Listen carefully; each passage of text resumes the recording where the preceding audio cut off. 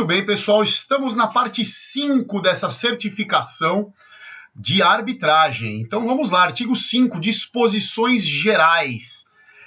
É proibido no combate utilização de aparatos que prejudiquem o adversário. Somente é válido o kimono, puxões de cabelo. Mulheres devem prender o cabelo durante a competição. Mordidas, chaves de punho ou de dedos e golpes na região genital.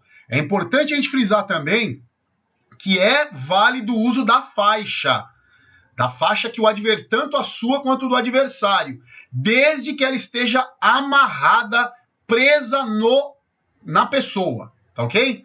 É proibido o uso de golpes traumatizantes, havendo contato físico entre dois atletas, passível de penalização subsequente. Isso quer dizer que quando você estiver tocando o adversário, não pode bater, tá? Golpe simultâneo à pegada do kimono deve ser desconsiderado. Isso quer dizer que na hora que você estiver pegando, se no mesmo momento alguém te acertar, isso quer dizer que esse golpe tem que ser desconsiderado, tá ok? Qualquer ação do adversário que leve o atleta a sangrar devido a um golpe maldoso deverá ser punida com a desclassificação. Havendo sangramento ou qualquer lesão, a luta deverá ser paralisada e será autorizada a entrada de um pronto-socorrista ou médico designado pela organização do evento. Não pode lutar sangrando. Nós não somos um esporte profissional como o MMA, por exemplo. Tá? Em caso de falta de combate por lesão constatada pelo socorrista ou médico, então tem que ser constatada pelo médico ou pelo socorrista. Será decretada a vitória do oponente. Então, não adianta a pessoa virar para você e falar assim, eu quero continuar. Não é o atleta que define isso. Quem define isso é o médico ou o socorrista. Caberá somente ao pronto-socorrista ou médico o atendimento dos atletas e a decisão de seu estado físico, assim como a incapacidade de continuar na luta, né? Isso é óbvio. É proibido a qualquer atleta lutar em duas categorias na mesma competição, exceto quando você tiver categoria individual e por equipe. Aí sim, no mesmo campeonato. Aí você pode, tá?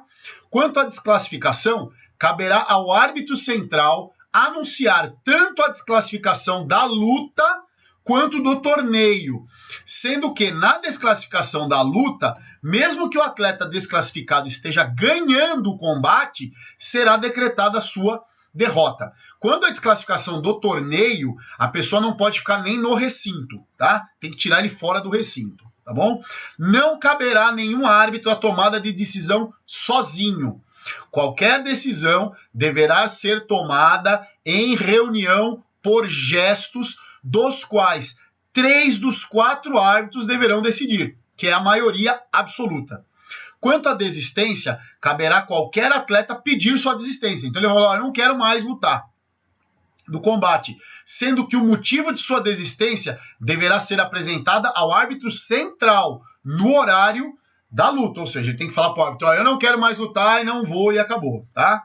Também caberá ao árbitro decretar por falta de condições tanto técnicas quanto físicas a desistência do atleta, sendo que nessas condições caberá ao pronto-socorrista ou médico a análise do estado do atleta, que também já foi dito lá em cima, né? Uma vez decretada a desistência, ele não pode mais voltar ao torneio. Se sua desistência for decretada em qualquer circunstância e essa estiver sendo uma disputa por colocação, ficará o atleta a menor colocação da luta, sendo que esta será computada no placar geral. Então, por exemplo, eu desisti e você estava disputando o primeiro e segundo lugares. Então, se você desistiu, você vai ficar com o segundo lugar, tá? Isso tem que ficar bem claro também. Caberá ao árbitro central, durante o estrangulamento ou chave, preservar a integridade física dos atletas. Caso haja falta de movimentação de quem está recebendo o golpe, sinal de desmaio, no caso do estrangulamento, ou de dor na chave, será decretada a vitória do atacante. Isso quer dizer que o árbitro pode mexer a mão da pessoa, pedir para ela mexer a mão, também pode. Ele pode chegar para a pessoa, e caso ela faça barulho no estrangulamento, então a pessoa está tomando estrangulamento, ele pode parar a luta, e se a pessoa estiver tomando uma chave e gritar, tipo, também ele pode decretar a vitória do outro adversário. Ao interromper a luta, neste caso, caberá ao árbitro central chamar os demais árbitros. Prestem atenção nisso. E em caso de superioridade numérica, decretar a submissão. Caso não haja superioridade numérica ao golpe em questão, deverá ser atribuída gratificação ao atacante em forma de falta ao adversário. Segunda falta. Então, o árbitro foi lá e viu que a pessoa está desmaiando. Ele para a luta. Aí ele pergunta para os outros árbitros: juízes, para a vitória. Ele pergunta se todo mundo viu que a pessoa estava desmaiando. Aí ninguém viu, só o árbitro central viu. Bom, como parou a luta e não dá para a gente voltar aquilo, o que é feito então? Aquela pessoa que estava tomando o golpe, ela toma 2 faltas e aquela pessoa que estava atacando, ela, ao final da luta, se não houver finalização de quem estava tomando o golpe, essa pessoa perdeu. Então, é um jeito de você devolver para a pessoa falando assim, olha, se você estava tomando estrangulamento a ponto de finalizar, agora você só ganha a luta se você finalizar o seu adversário, que é o jeito mais justo de se fazer isso, ok?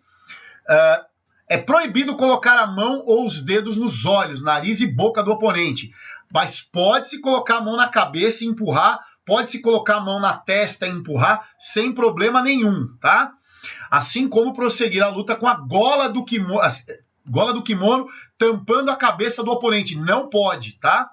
Quanto à premiação, ficará a cargo da organização do evento o critério de premiação, tá? Sempre obedecendo hierarquia, lógico, podendo se premiar até todo mundo. O uso do pódio ficará a critério da comissão organizadora.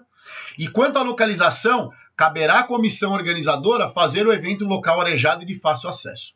Ao redor da área de luta será permitida somente a permanência dos atletas da categoria que participam, ou seja, só daquela categoria.